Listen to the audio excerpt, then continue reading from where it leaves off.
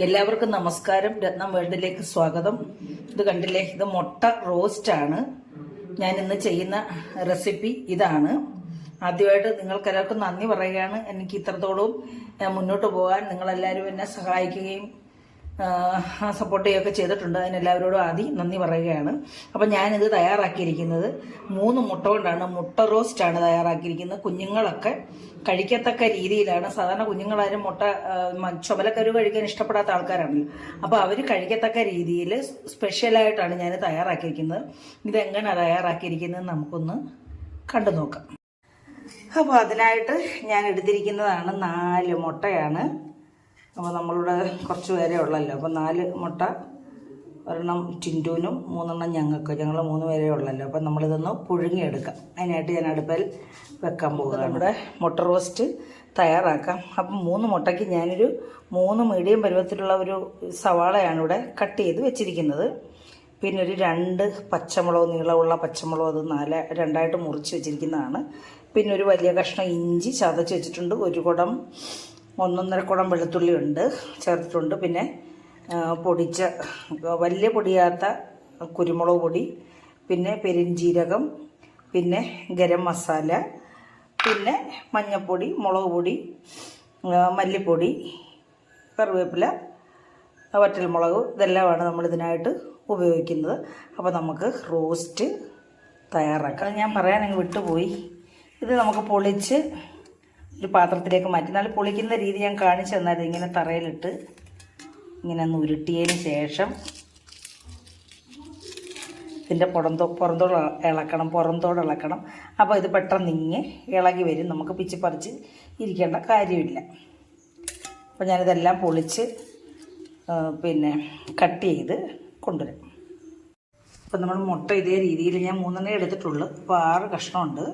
അപ്പോൾ ഇതേ രീതിയിൽ നമ്മൾ കട്ട് ചെയ്ത് വെച്ചിട്ടുണ്ട്. ഇതിലേക്ക് ഞാനൊരു മുളക് ഉപ്പിനകത്ത് പുരട്ടിയതാണ്. ഇത് നമ്മളിങ്ങനെ ഒരു ഫില്ലിങ്ങിനായിട്ട് ഇത് ഇളകി പോരാതിരിക്കാൻ വേണ്ടി ഇങ്ങനെ ഒന്ന് പുരട്ടി കൊടുക്കും കേട്ടോ. അപ്പോൾ നമ്മൾ എണ്ണയ്ക്കകത്തിട്ട് വറുത്ത് കഴിയുമ്പോൾ ഇതിന് നല്ലൊരു ടേസ്റ്റ് ആയിരിക്കുമേ.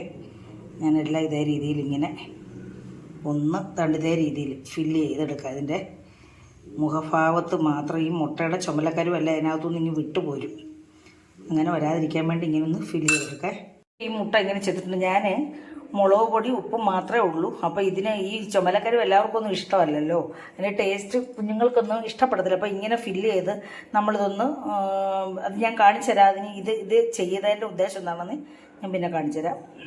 അപ്പോൾ നമുക്ക് കറി തയ്യാറാക്കാം. അതിനായിട്ട് ചട്ടി ചൂടായിട്ടുണ്ട്. ഇതിലേക്ക് നമ്മുടെ ആവശ്യത്തിന് എണ്ണ ഒഴിച്ചു കൊടുക്കാം. ഞാനിത് 2 ടേബിൾ സ്പൂണാണ് ഒഴിക്കുന്നത്. നോക്കുമ്പോൾ ഇതിലേക്ക് നമ്മൾ കുറച്ച് സവാള ഇട്ട് നമ്മൾ മൂപ്പിച്ചെടുക്കും കേട്ടോ. കുറച്ച് സവാള ഇട്ടൊന്ന് മൂപ്പിച്ചെടുക്കും. മൂപ്പിച്ചിങ്ങ് കോരി എടുക്കും നമ്മൾ.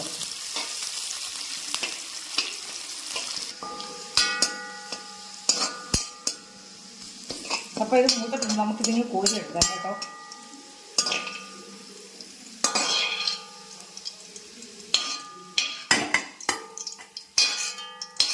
സ്പ്രെഡാവും. അതുകൊണ്ട് നമ്മൾ ഇതേ രീതിയിലൊന്ന് മൂപ്പിച്ചെടുക്കാനുള്ള കാരണം നമ്മുടെ മഞ്ഞക്കരു പോകാതിരിക്കാൻ വേണ്ടിയാണ് ഇങ്ങനെ ചെയ്യുന്നത് കേട്ടോ. എല്ലാം അങ്ങനെ മിക്സെടുക്കാം. ഇല്ല മഞ്ഞക്കരുവും കളയി പോയി. മഞ്ഞക്കരുവൊക്കെ കഴിക്കാത്ത കുട്ടികളെ എടുത്ത് കളയാതിരിക്കാൻ വേണ്ടിയുള്ളൊരു ട്രിക്കാണ് ഇത്.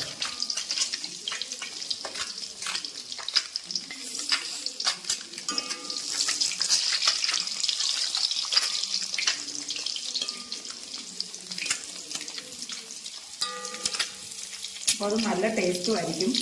ഇങ്ങനെ ചെയ്യുമ്പോൾ നല്ല ടേസ്റ്റാണ് നമുക്ക് കഴിക്കാൻ. അപ്പോൾ ഞാൻ ഈ 6 ഇതേ രീതിയിലൊന്ന് മൂപ്പിച്ചെടുക്കാം. നമുക്ക് ഇത് രണ്ടാമത്തെ ട്രിപ്പാണ്. വേണമെങ്കിൽ നമുക്ക് ചരിച്ചിടാം. അപ്പോൾ ചരിച്ചിടുമ്പോൾ ഇതിൻ്റെ മഞ്ഞക്കരു ഇങ്ങനെ ഇളകിപ്പോരും. അതുകൊണ്ടാണ് ഇങ്ങനെയൊക്കെ ഓരോ വിദ്യകൾ കാണിച്ചാണ് നമ്മൾ മക്കളെ കൊണ്ട് അതൊക്കെ കഴിപ്പിക്കുന്നത്, കഴിക്കാത്ത കുഞ്ഞുങ്ങൾക്ക്.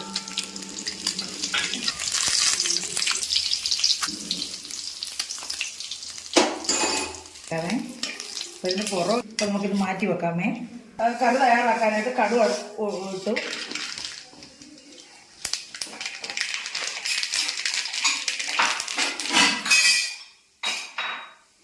കടുക് പൊട്ടിക്കഴിയുമ്പോൾ അതുപോലെ നമ്മൾ പച്ചമുളക് ഇട്ട് കൊടുക്കുവാണ്.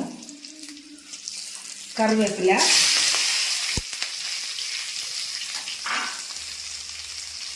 ഇഞ്ചി വെളുത്തുള്ളി ചതച്ചതാണ്.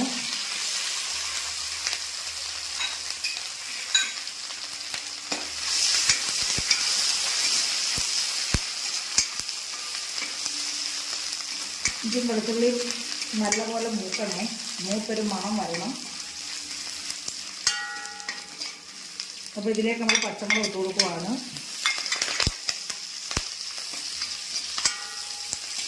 പച്ചമുളക് നോക്കിയിട്ട് നമ്മൾ ഇതിലേക്ക് സവാള ഇട്ട് കൊടുക്കും.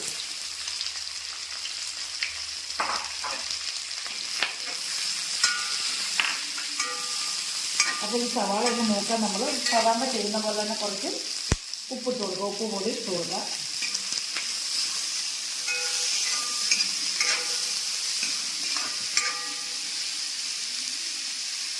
അപ്പോൾ നമുക്ക് ഇത് ആവിക്കകത്തും ഈ എണ്ണയ്ക്കകത്തും ഇതിനൊന്ന് മൂത്ത് വേവാൻ വേണ്ടി നമുക്ക് ഇതൊന്ന് അടച്ചു കൊടുക്കാം.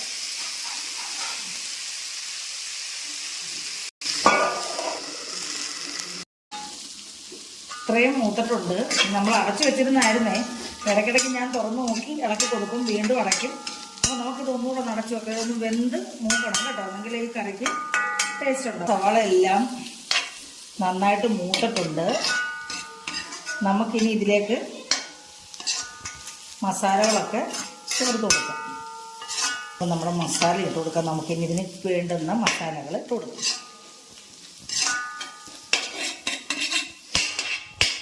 നമുക്ക് ആദ്യം 1/4 സ്പൂൺ മഞ്ഞൾപ്പൊടി ഇട്ട് കൊടുക്കാം.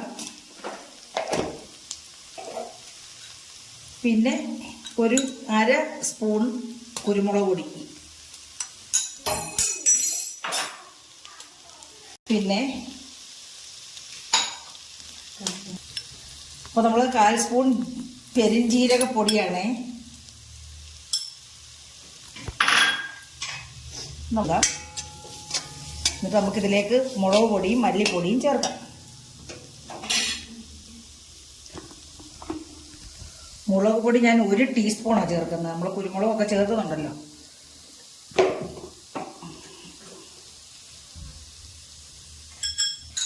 പിന്നെ മല്ലിപ്പൊടി 1/2. പിന്നെ നമ്മൾ ഇതിലേക്ക് ഗരം മസാലയും കൂടെ ചേർക്കുന്നുണ്ട് കേട്ടോ. ഒരു 1/4 സ്പൂൺ മതി. നമ്മൾ പെരിഞ്ജീരകം ചേർത്തല്ലേ, അപ്പോൾ ഇത് നമുക്ക് നന്നായിട്ട് ഇതിനകത്തിട്ടൊന്ന് മൂപ്പിച്ചെടുക്കാം.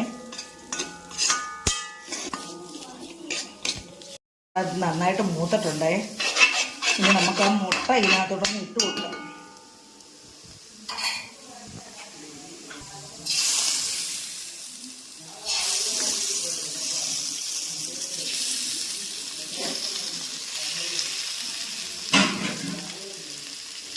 നമുക്കിതെല്ലാം കൂടി ഇതിൻ്റെ പുറത്തോട്ടൊന്ന് ഇട്ട് കൊടുക്കാവേ.